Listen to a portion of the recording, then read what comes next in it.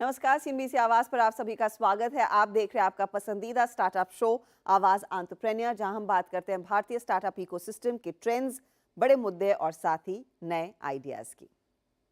Healthy skin और बाल चाहते तो सब हैं, लेकिन इसके लिए देखभाल भी खास होनी चाहिए। ब्यूटी एंड पर्सनल केयर में सालों से हो रही रिसर्च और डेवलपमेंट में आज भी लोगों का नेचुरल और घरेलू नुस्खों पर ही ज्यादा भरोसा है। बाजार में नेचुरल प्रोडक्ट्स का वादा करने वाले ऐसे कई ब्रांड्स आए हैं, लेकिन ब्यूटी और वेलनेस सेगमेंट में बनावट और मिलावट के बगैर 100% नेचुरल प्रोडक्ट का कारोबार आसान काम बिल्कुल नहीं है।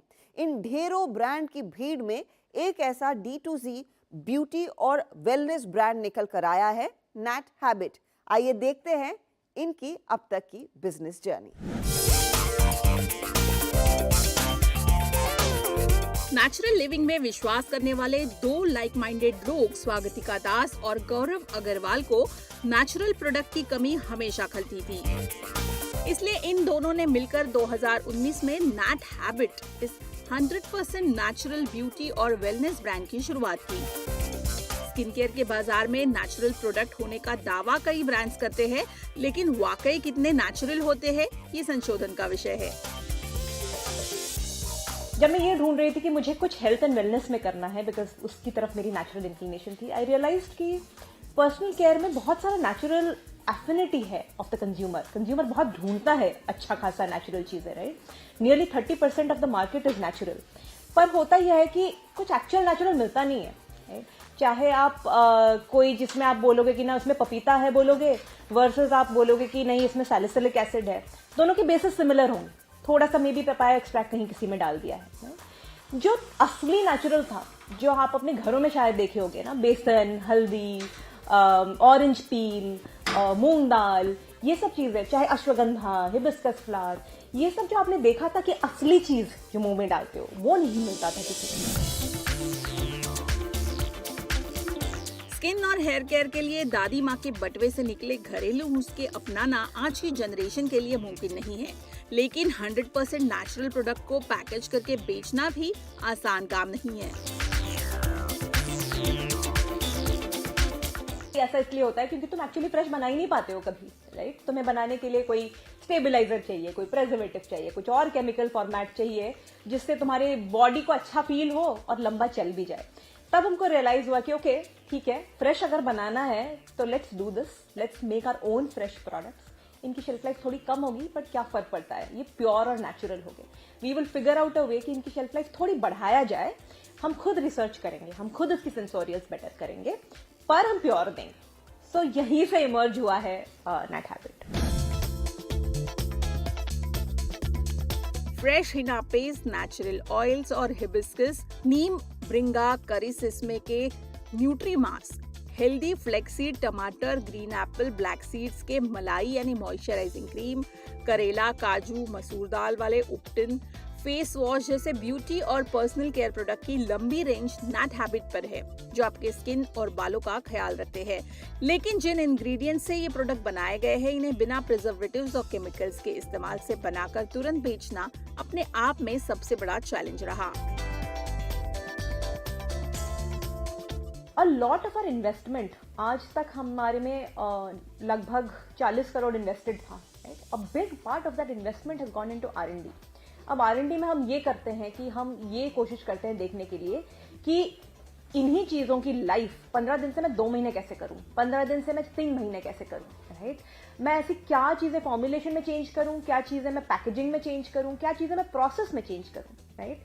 क्या मैं इसको extra 30 degree for this many minutes उबालूं तो मेरा न्यूट्रिएंट लॉस भी ना हो और मेरा इम्पैक्ट ऑन बॉडी भी ना हो, पर मेरी इसकी लाइफ थोड़ी बेटर हो जाए, राइट, विदाउट जस्ट ना madly adding chemical preservatives into it. तो इन सब करने के लिए बहुत लंबा टाइम लगता है। जैसे हमने अभी एक उपटन फेस वॉश लॉन्च किया है, विच इज प्योर बेसन, दाल, इन सब चीजों से बना है, पर इसकी लाइफ 6 महीने कर पाए हैं। हमें ऑलमोस्ट 1.5 साल लग गया है इसको डेवलप करने के लिए। तो इसके पीछे बहुत very strong fundamental biological R&D and organic naturals की R&D होती है। एंड उसके ऊपर हम एक आयुर्वेदा का लेंस डालते हैं। थैंकफुली आयुर्वेदा में ऑलरेडी इतना कुछ हो चुका है कि lot of that actually science को हम लेके भी बिल्ड कर पाते हैं, राइट? आयुर्वेदा में प्रिजर्वेशन नेचुरली सिखाया गया है इन मेनी वेज, तो lot of those techniques also we take up. Instant results देने वाले ब्यूटी सीक्रेट्स आजमाने की आदत लग चुके ग्राहकों के पास नेचुरल के नाम पर मिलावटी या कुछ % नेचुरल इंग्रेडिएंट्स वाले प्रोडक्ट के ऑप्शंस ही बाजार में होते हैं। ऐसे में नैट हैबिट्स के पैक्स पर इंग्रेडिएंट्स में मलाई, दालें, तिल, आंवला, नीम, कड़ी पत्ता, एलोवेरा ये इंग्रेडिएंट्स देखकर ही ग्राहकों ने प्रोडक्ट पर भरोसा दिखाया। हमारे लिए बहुत इजी था ये कस्टमर को समझाना कि भाई ये देखो हमने इन चीजों से बनाया है। लाइक अगर तुम इतने ऑनेस्ट हो तो तुम सच्चाई पूरी तरह से दिखा पाते हो। हमने अपने किचन खोल दिया है, राइट? हमने हम अपने बैक एंड पे क्या ऑपरेशंस करते हैं वो दिखाते हैं। हमने इंग्रेडिएंट्स पूरे दिखाते हैं। हम होल इंग्रेडिएंट्स से चीजें बनाते हैं, प्रोसेस कहीं से लेते नहीं है। इन सब के चक्कर में होता क्या है कि एंड ऑफ द डे जब कंज्यूमर के हाथ में वो प्रोडक्ट आता है ना, वो खुद ही पहचान जाता है, भाई ये मुझे नहीं पता इसके अंदर क्या क्या एग्जैक्टली गया है, पर मुझे इतना पता है कि ये नेचुरल है, राइट? तो बहुत आसान रहा है हमारी journey from that perspective to prove कि ये बहुत नेचुरल है। जस्ट अगर हमने प्रोडक्ट दिखा दिया है, हमने अपनी किचन दिखा दी है, हमने अपने इंग्रेडिएंट्स दिखा दिए, बिकॉज ये सच्चाई था तो प्रूव करना बहुत ईजी है। हेयर केयर प्रोडक्ट से शुरू हुई नैट हैबिट की प्रोडक्ट रेंज अब स्किन केयर तक बढ़ चुकी है। ब्रांड के पोर्टफोलियो में 60% हेयर केयर और 40% स्किन केयर प्रोडक्ट्स है। आयुष मिनिस्ट्री से प्रोडक्ट की लाइसेंसिंग हुई है और कंपनी ने अब अपने फॉर्मुलेशन पर पेटेंट फाइल करना भी शुरू किया है। क्वालिटी पर कंट्रोल रखने के लिए कंपनी खुद ही प्रोडक्ट मैन्युफैक्चर करती है। हमें अपनी क्वालिटी मेंटेन करनी है। दूसरी है कि इतना फ्रेश कोई बनाता ही नहीं है। आप किसी भी थर्ड पार्टी मैन्युफैक्चरर के पास जाइए, वो बोलेगा मैं भाई फ्रेश दूध के साथ काम कैसे करूंगा, मुझे तो पता ही नहीं है इसको प्रिजर्व कैसे करते हैं। मैं फ्रेश लीफ के साथ कैसे काम करूंगा। आप नीम लीफ लेके तो आ जाएंगे, उसको धोएगा कौन, साफ कौन करेगा, उसको प्रिजर्व कौन करेगा, वो तो खराब ही हो जाएगा, because they are used to dealing only with extracts and compounds, right? तो इस तरह की मैन्युफैक्चरिंग पर्सनल केयर में कभी हुई नहीं है। तो हमें अपनी मशीनरी बिल्ड करनी थी, हमें अपनी प्रोसेसिंग बिल्ड करनी थी। ये पूरा सेटअप जहां मैं बैठी हूं, प्राइमरी इस फ्लोर को छोड़ के सब कुछ अपना मैन्युफैक्चरिंग।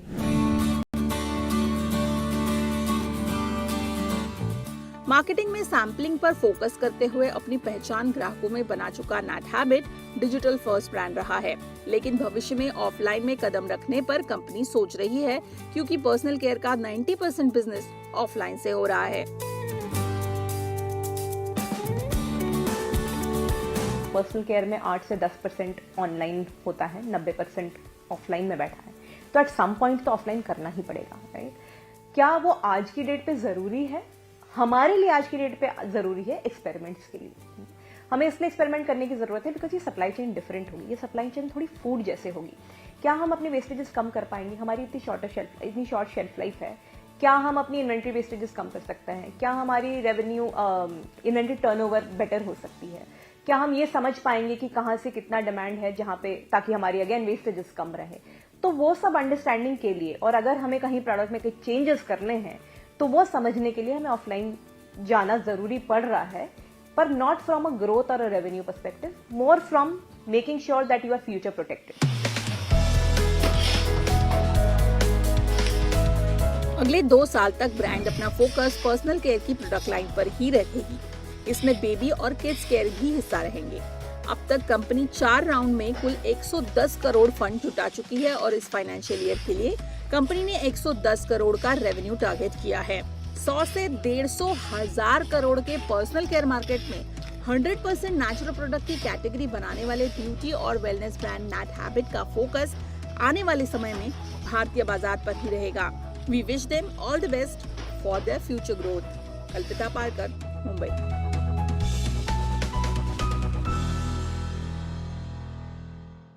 वक्त हो रहा है एक छोटे से ब्रेक का, लेकिन ब्रेक के बाद स्टार्टअप इकोसिस्टम में जहां पर पिछले साल सिर्फ और सिर्फ फंडिंग विंटर की नौबत आई थी, लेकिन इस बारी एग्जिट्स की बारी आ रही है। जी हां, कई सारे निवेशक अपने स्टार्टअप से पैसा निकाल रहे हैं, मुनाफा कमा रहे हैं। इसी पर चर्चा करेंगे इन्फ्लेक्शन पॉइंट वेंचर्स के मितेश शाह से।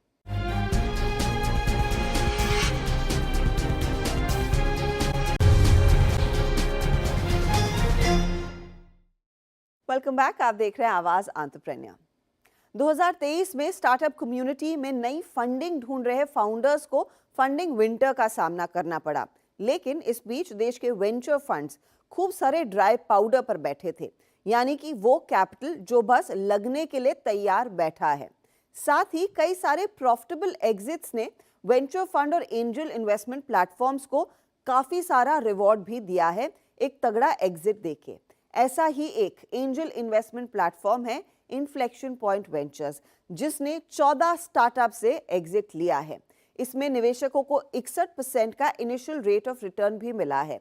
इसमें आईपीवी ने करीब 217% का रिटर्न कमाया। आईपीवी ने प्रोजेक्ट लाइट के साथ 2 कंपनियों में फुल एग्जिट लिए तो कईयों में पार्शियल एग्जिट लिया है। इस सब के बाद what is next for inflection point ventures? मेरे साथ हैं इन्फ्लेक्शन पॉइंट वेंचर्स के को-फाउंडर मितेश शाह। मितेश, स्वागत है आपका सीएनबीसी आवाज पर। कांग्रेचुलेशंस, कई सारे एग्जिट्स, स्पेशली एक ऐसे साल में जहां पर सब लोग कह रहे थे it's been a okay year for venture funds but a bad year for startups. आपने कई सारे एग्जिट्स लिए हैं, congratulations on that. Thank you Harshada, thanks for having me here. मैं आपसे ये समझना चाहूंगी what is been the purpose behind these exits. क्या ये इन्वेस्टमेंट्स राइप थे और वहां पर आपने एग्जिट किया, या फिर आपको लगा एक अच्छा समय है थोड़ा से पैसे को चर्न करने का? जी हर्षदा, जब से हमने आईपीवी की स्थापना की है 2018 से, हम फाउंडर्स करीब पिछले 10 सालों से एंजल इन्वेस्टमेंट कर रहे हैं। तो हमारे तजुर्बे के हिसाब से ये एक मार्केट है कि जहाँ पे इन्वेस्टर इन्वेस्ट करता है out of FOMO, but the real test is exit. जब तक आपका पैसा स्टार्टअप से वापस नहीं आता, आप एग्जिट नहीं जनरेट करा पाते, तब तक आप नए इन्वेस्टमेंट के लिए हमेशा थोड़े से स्केप्टिकल रहेंगे। तो एग्जिट एक बहुत ही क्रूशियल पार्ट है of the entire life cycle for startups. Right from beginning हमारा लक्ष्य हमारे इन्वेस्टरों के लिए अच्छे रिटर्न्स बनाना है। On returns, not only on paper, it is not true until it is in the bank. ये हमारा बेसिक पर्पस और बेसिक मोटो है कि जब तक आपका पैसा बैंक में नहीं आता, startup being relatively illiquid asset, public market की तरह नहीं है कि आप स्टॉक एक्सचेंज पे लिक्विड कर सकते हो उसको एनी डे। इसलिए एग्जिट एक बहुत ही इंपॉर्टेंट माइलस्टोन है और शुरुआत से हमारा इस पे फोकस रहा है। और इसलिए हमने 14 एग्जिट जनरेट किए 2023 so called funding winter year में भी। 2022 में भी हमने 15 एग्जिट जनरेट किए थे। तो हम हमेशा ये ध्यान में रख के चलते हैं कि इन्वेस्टर के लिए return of capital and significant IRR on that is very very important. I understand कि लोग पैसा लगाते हैं इस अनलिस्टेड मार्केट में फोमो के चलते, लेकिन अर्ली एग्जिट भी कई लोगों को फोमो दे देता है। तो उस पर कुछ ऐसे आपको लगा है, या फिर इसीलिए कुछ में आपने फुल एग्जिट लिया है, कुछ में सिर्फ पार्शियल एग्जिट है, इस उम्मीद में कि वहां पर और बड़ा पैसा बनेगा? जी बिल्कुल, हमारी स्ट्रेटेजी बहुत क्लियर है। हम फुल एग्जिट प्राप्त करते हैं उन्हीं स्टार्टअप्स में कि जहां पे एक्विजिशंस हो रहा है, मर्जर्स हो रहे हैं, जहां पे एक बड़ी कॉर्पोरेट वीसी या तो कोई बड़ा वीसी आके और स्ट्रेटेजिक प्लेयर कम्स और पूरा स्टार्टअप एक्वायर करता है, which means basically further growth for the founding team. और हम एंजल्स, हमारे एक लेवल तक का सपोर्ट हमने वो स्टार्टअप के साथ ड्राइव कर दिया and which means good returns for us. जैसे कि आपने देखा होगा प्रोजेक्ट लाइट और काफी सारे अदर्स जहाँ पे हमने 100% से भी ज्यादा IRR फुल एग्जिट में बनाया हुआ है। और पार्शियल एग्जिट वो अपॉर्चुनिटी है जहाँ पे हमारा स्टार्टअप में फिर भी बिलीफ है, हम अपनी जर्नी कंटिन्यू करना चाहेंगे, but at the same time from an angel investors perspective एक बहुत क्रूशियल चीज होती है कि हम उसे एक ऑप्शन दें कि अगर आप चाहे तो आप पार्शियल एग्जिट लेके अपनी कैपिटल रिटर्न ले सकते हो और बाकी का जो ऊपर का पोर्शन है उसके साथ आप ज्यादा रिस्क ले सकते हो और स्टार्टअप में कंटिन्यू कर सकते हो अपनी जर्नी। तो ये जो ऑप्शन होता है इट्स अ विन विन, जैसे हम बोलते हैं कि आपने अपना रिस्क हेज कर लिया, आपने अपनी कैपिटल वापस ले ली, बट अगर स्टार्टअप आप फिर भी अपनी जर्नी उसके साथ कंटिन्यू करके फर्दर रिटर्न्स बना सकते हो। मितेश, मैं एक चीज समझना चाहूंगी, स्पेशली उन लोगों के लिए जो आप जैसे प्लेटफॉर्म्स के साथ जुड़ना चाहते हैं, नया निवेश करना चाहते हैं, रफली कुछ ऐसे निवेशक भी होंगे जो 1-2 साल में एग्जिट कर रहे हैं, उनके हाथ में किस तरह के रिटर्न्स बन रहे हैं और इस समय मार्केट का टेक्सचर क्या कह रहा है इस एंजल इन्वेस्टमेंट जो रिटर्न्स लार्जली गाना करते हैं एक्स ऑफ टैक्स? जी हर्षदा, इस सवाल का जवाब मैं 2 हिस्सों में देना चाहूंगा। एक, अब हम प्लेटफॉर्म से ज्यादा एक AIF बन चुके हैं, so it's an angel investment AIF with a corpus of close to $100 million। 1700 से ज्यादा इन्वेस्टर है प्लेटफॉर्म पे ऑन द AIF इटसेल्फ। और हमारा एग्जिट जो हम इन्वेस्टरों को कहते हैं कि टिपिकली आप स्टार्टअप में जब इन्वेस्ट करते हो तो आपका टाइम फ्रेम जो इन्वेस्टमेंट होराइजन होता है वो आप 3 से 5 साल माइंड में रख के चलिए, बिकॉज जब आप पैसा इन्वेस्ट करते हो और वो पैसा जब स्टार्टअप यूटिलाइज करता है उसका रिटर्न जनरेट होना चालू करते हैं typically when we invest at very early stage. तो 3 से 5 साल का होराइजन माइंड में रख के चलना चाहिए। हैविंग सेड दैट 1 से 2 साल में कई स्टार्टअप काफी ज्यादा तरक्की कर लेते जी हैं हाँ। और तब जब वो इसका फॉलो ऑन राउंड रेस कर रहे होते हैं वो टाइम पे हम पार्शियल एग्जिट इजीली जनरेट कर सकते हैं हमारे इन्वेस्टर के लिए। तो जब से 2 साल में भी एग्जिट होती है, जैसे कि आपने कहा, हमने करीब 61% IRR बनाया है ऑन दिस 14 एग्जिट्स इन 2023, जो कि एक बहुत ही सिग्निफिकेंट नंबर है। तो 1 से 2 साल की एग्जिट में भी करीब करीब हम ऑन एन एवरेज 40 से 50% IRR जनरेट कर पाए हैं in the last year, and we hope to continue with the same trend in the coming year also, as 2024 promises to be a very interesting year with a lot of potential. मैं वही उसी पर आने वाली थी। So where does the potential lie? अब जो आपने एग्जिट्स किए हैं, जो आपने पैसा इनफैक्ट एक्यूमुलेट किया है, अब ये कहाँ पर आगे डिलीवर होने वाला है? कहाँ पर आप शायद चेक साइन कर रहे हैं, डील्स फाइनल कर रहे हैं? So Harshada, as an investor, I was very happy in last 2 years being funding winter. मुझे लगा कि ये काफी जरूरी था। वैल्यूएशन वगैरह जो ब्लोट हुई थी, हमने काफी अच्छे इन्वेस्टमेंट किए। तो आपके पहले सवाल का मैं जवाब दूंगा कि एग्जिट्स आती है बिकॉज हम अच्छे टाइम पे इन्वेस्ट करते हैं, अच्छे फाउंडर्स में इन्वेस्ट करते हैं और अच्छी वैल्यूएशन पे इन्वेस्ट करते हैं। जब मार्केट लोगों का आउटलुक हमेशा नेगेटिव होता है तभी हम अपॉर्चुनिटी देखते हैं वहां पे, राइट। और I think this is always a good time to invest. तो हमने 2022-2023 में काफी अच्छे इन्वेस्टमेंट किए हुए, जैसे हमने 2020 में अराउंड कोविड टाइम किए। तो ये सबके विंटेज में काफी काम लगी। सेम में हमने जो 2022 और 23 में इन्वेस्ट किए, 24 में we are quite hopeful about them doing well and we are quite confident of doing that, because दो चीजें हैं। एक, एक्सटर्नल एनवायरनमेंट काफी अच्छा है, the government is very very supportive of startup ecosystem, policies change हो रही है, ओवरऑल हमारा economic development, I think that is something that everybody is well aware of, और स्टार्टअप वर्ल्ड के लिए भी काफी अच्छी चीजें डेवलप हो रही है on the back of this Tailwind. Plus हमारी स्ट्रेटेजी और हमारा जो सपोर्ट है स्टार्टअप्स को, उसकी वजह से भी हम 2024 में भी हमारी एग्जिट जर्नी कंटिन्यू करेंगे। As we speak we are already working on about 7+ exits in the hand in 2024 first 2 quarters itself. Okay. और हम इसमें आगे और ऐड करेंगे। तो ये एग्जिट्स की बात हुई, लेकिन आई एम श्योर वो एग्जिट्स को आप चर्न भी करेंगे, वो पैसा कहीं पर कमिट होता है। तो कहाँ पर कमिट हो रहा है? किस तरह के स्टार्टअप्स में आप इस समय नया निवेश कर रहे हैं या फिर फॉलो ऑन राउंड्स कर रहे हैं? किन सेक्टर्स में है, कौन सी हैं कंपनियां? बिल्कुल। तो हमने 2023 में हर्षदा करीब 60 स्टार्टअप में नया इन्वेस्टमेंट किया। This is apart from the follow-on round for about 26 startups that we funded. तो on an average every year हम करीब 150 से 200 करोड़ निवेश करते हैं। 2024 में ये नंबर शायद बढ़ भी सकता है, और यही हमारी स्ट्रैटेजी रहेगी कि एग्जिट से पैसा चर्न करेंगे और नया पैसा अच्छे स्टार्टअप्स में इन्वेस्ट करते रहेंगे।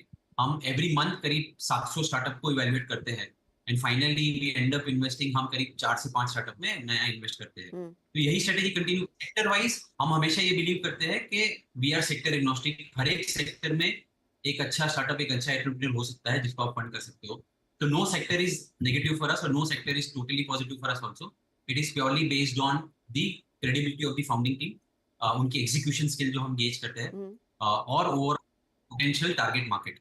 Having said that, I think कुछ सेक्टर जो हमें हमेशा अट्रैक्ट करते हैं, जहाँ पे हमने मैक्सिमम सक्सेस देखा है, those are clean tech, climate tech, deep tech, enterprise SaaS, fintech and consumer tech. We strongly believe, हमें लगता है कि India continues to be a very large consumption economy, जैसे कि वर्ल्ड हमें जानती है, और यही चीज के बेस पे आई थिंक अगले 2-3 साल ये कंज्यूमर स्टोरी काफी अच्छी चलेगी आगे। इनफैक्ट वो कंज्यूमर स्टोरी में हमने देखा है काफी ज्यादा इंटरेस्ट देखने को मिला, और कई दूसरे स्टार्टअप्स भी कह रहे थे कि जो हमने पीक देखा था कंज्यूमर D2C प्लेयर्स का, ऑफ कोर्स कोविड के दौरान, और उससे पहले जब ये ब्रांड्स बनना शुरू हुए थे, उसको दोबारा रिविजिट करने का शायद एक मौका मिलेगा। आपको क्या वो बढ़िया कंज्यूमर स्टोरीज दिख रही हैं इस समय मार्केट में जो राइप है इन्वेस्टमेंट के लिए? तो हर्षदा, जो हमने देखी कि एक सेक्टर जो हम बोलते हैं कि कैरिड अवे हो गया, वो हुआ करीब कोविड के बाद 2020-2021 में, जहां पे कंज्यूमर स्टोरी की तो डिमांड थी, but somehow people were over excited about D2C story. Correct, कि D2C काफी अच्छा करेंगे ना, और स्टार्टअप ने अच्छा किया भी। Eventually people realise that D2C एक चैनल है, अगर कंज्यूमर स्टोरी चलानी है, you have to have omnichannel presence. आपका ऑफलाइन प्रेजेंस इंपॉर्टेंट है जितना ऑनलाइन प्रेजेंस है। तो अगर एक अच्छी कंज्यूमर ब्रांड बनाओगे जो यूनिट लेवल इकोनॉमिक्स अच्छे से ड्राइव कर सकती है, is not totally depend on digital marketing only, because digital marketing काफी एक्सपेंसिव हुआ जा रहा है। तो अगर आपने ब्रांड वैल्यू अच्छी बनाई है, प्रोडक्ट अच्छा है, आपके रिपीट रेट्स काफी अच्छे हैं, then you have a successful story. फिर आपको वैल्यूएशन की फिक्र करने की जरूरत नहीं है। I think sustainably business fundamentally strong बनेगा, इन्वेस्टर्स अपने आप स्टोरी में इन्वेस्ट करेंगे। तो हम ये स्टोरी में काफी बिलीव करते हैं। वी लाइक बूटस्ट्रैप स्टार्टअप्स जो अर्ली स्टेज है और जिनमें हमें पोटेंशियल दिखता है, जो अच्छा प्रोडक्ट बनाते हैं और मार्केटिंग पे फोकस करते हैं in terms of overall channel development, not only focusing on digital. आप डिजिटल मार्केटिंग सोच सकते हो, एग्जीक्यूशन ऑनलाइन और ऑफलाइन दोनों होना चाहिए। आपने कहा आप कई सारे स्टार्टअप्स आइडेंटिफाई कर रहे हैं, तो मैं आपसे यही सब पूछना चाहूंगी मितेश, फिर किस स्टेज पे हैं ये कंपनियां अपने कारोबार की लाइफ साइकिल में, जिनमें शायद आप आगे इन्वेस्ट करना चाहेंगे? जी, हम इन्वेस्ट करते हैं राइट फ्रॉम फर्स्ट स्टेज, जिसे हम प्री सीड स्टेज कहते हैं, कि जहां पे स्टार्टअप हमारे पास आता है, which is at pre revenue और pre product stage also in some Okay. Time, कि जहां पे उसका पूरी तरह से रेडी नहीं हुआ है। बट अगर हमें फाउंडर में एक जज्बा दिखता है, जहां पे we feel that the team can achieve something and they have thought through about their idea very well, तो हम प्री प्रोडक्ट या प्री रेवेन्यू इन्वेस्ट करने से भी नहीं कतराते। तो हम सबसे फर्स्ट चेक भी लिखते हैं, which is as low as 70 to 80 lakhs, and we go up to pre-series A also, where we are also capable of writing checks of about 8 to 10 CR. तो on an average हर्षदा हमारी funding होती है करीब 3 से 4 करोड़ पर start. Mitesh बहुत बहुत शुक्रिया। और हमारे जी, go ahead, you can complete your sentence. हम स्टेज वाइज ये स्टेज के बीच में प्री सीड से लेके प्री सीरीज ए में कहीं पे भी इन्वेस्ट करते हैं, for anywhere from 3% to 10% of the startup equity. Mitesh बहुत बहुत शुक्रिया हमारे लिए समय निकालने के लिए। It's been a pleasure speaking to you and good luck for 2024। शुक्रिया Harshada, thanks for inviting me here, always a great pleasure to be on CNBC Awaaz. Thank you. इसी के साथ आवाज एंटरप्रेन्योर में हम भी आपसे लेंगे इजाजत। आपको हमारा कार्यक्रम कैसा लगा, इसका फीडबैक आप हमें जरूर दें। अगले हफ्ते फिर मुलाकात होगी। Goodbye, take care.